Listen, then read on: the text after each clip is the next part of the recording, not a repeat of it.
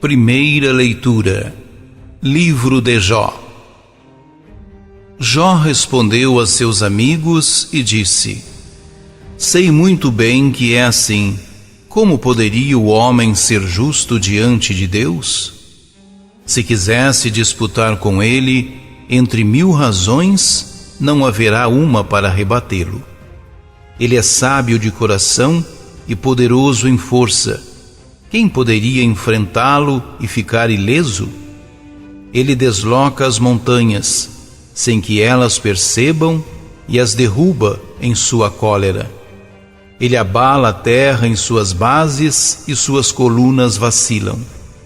Ele manda ao sol que não lhe brilhe e guarda escondidas as estrelas. Sozinho desdobra os céus e caminha sobre as ondas do mar. Criou a Ursa e o Órion, as Pleiades e as constelações do sul.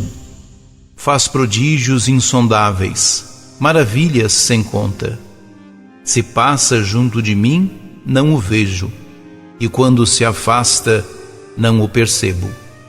Se ele apanha uma presa, quem ousa impedi-lo?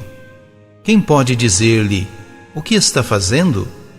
Quem sou eu para replicar-lhe e contra ele escolher meus argumentos? Ainda que eu tivesse razão, não poderia replicar, e deveria pedir misericórdia ao meu juiz.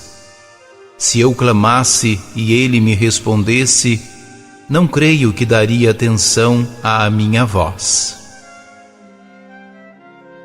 Palavra do Senhor.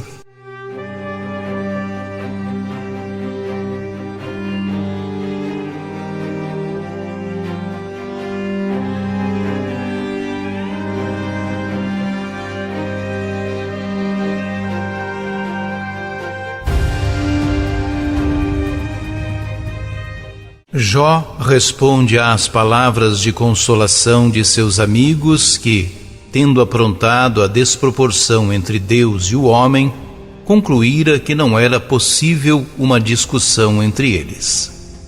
A razão está sempre do lado de Deus. Jó rebate as palavras do amigo, elogiando a sabedoria e a onipotência de Deus, que se contempla na criação. Se Deus é tão grande e inacessível nas suas obras, pensa Jó, mais o será na ordem sobrenatural e moral. Na verdade, eu sei que é assim. Como poderia o homem justificar-se diante de Deus? Depois, Jó volta a lamentar-se da maneira arbitrária e prepotente de Deus na sua relação com os homens. Se apanha uma presa, quem lhe arrebatará? Quem lhe poderá dizer: por que fazes isso? Para Jó, é inútil discutir com Deus. Quem sou eu para lhe replicar e rebuscar argumentos contra ele? Jó fala como é próprio de um homem que sofre e protesta, porque nem consegue saber o que é ou não justo. Não aceita soluções que sejam simples reduções ao passado. Seria preguiça e facilitismo. Jó quer ver claramente. Mas será isso possível? A questão continua em aberto enquanto durar a nossa peregrinação sobre a terra. Mas temos a cruz de Cristo e o seu grito ao Pai: meu Deus, por que me abandonaste? Ao morrer, Jesus precipita-se no abismo da maldade humana. Jesus não suprime o sofrimento, mas projeta luz sobre o seu valor salvífico.